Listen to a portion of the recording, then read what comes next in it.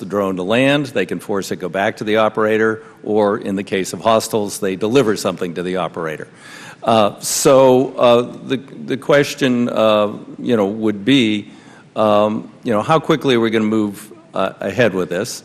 I'm very disturbed at the 24 incursions on fires. How many of those people were prosecuted or were even identified? I don't have statistics on how many, but as I said before, it's very, very difficult to track them down just by the nature of the UAS operation. Right.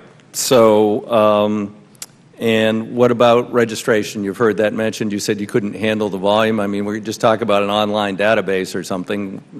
What's the barrier to requiring registration? Well, there's interagency discussion going on about how that would be used and what the logistics of it would be, what would be the best tool for that, whether it's at point of sale, how you verify ID, things of that nature. So there's some digging into the technicalities of that's going on now. Well, I would hope that doesn't take too long. I mean, I identified that one case in my hometown where the police would really like to know who the peeping Tom was operating that drone, but we'll never know.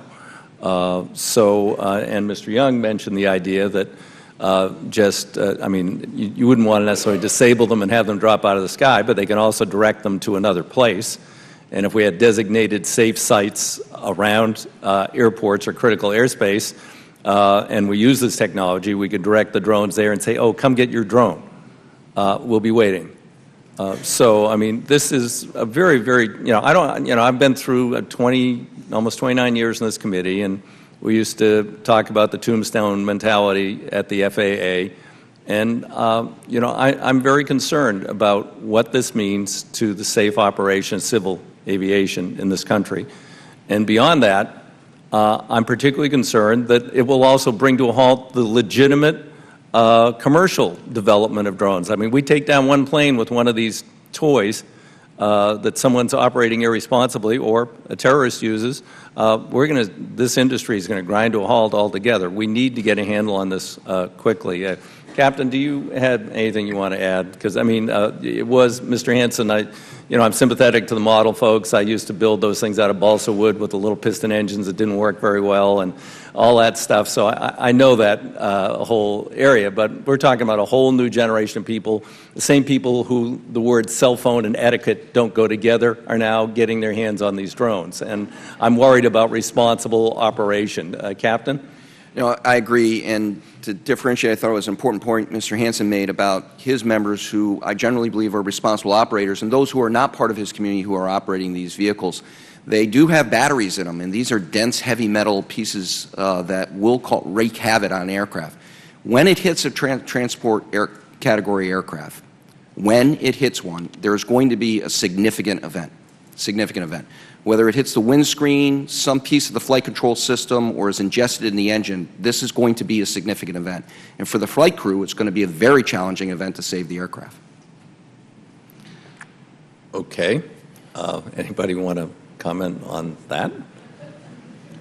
It's not my intent to scare anybody here today, but it is a significant event.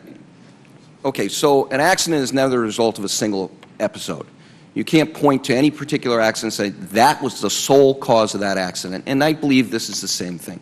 But we look at all the risks that we deal with in commercial aviation on a day-to-day basis. And we have to assign risk to each element of it: weather, traffic, communications, security within the cockpit, cybersecurity. We look for mitigations on every single element of that risk. This is another element to the risk chain.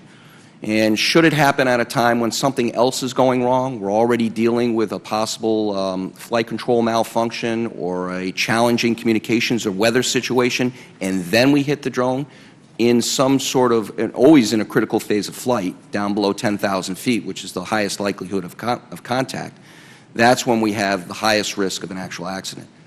And, I think if you can't point to a single solution to this problem, it has to be a layered effect. Okay, thank you. Thank you, Mr. Chairman. Thank you, Peter. Mr. Micah.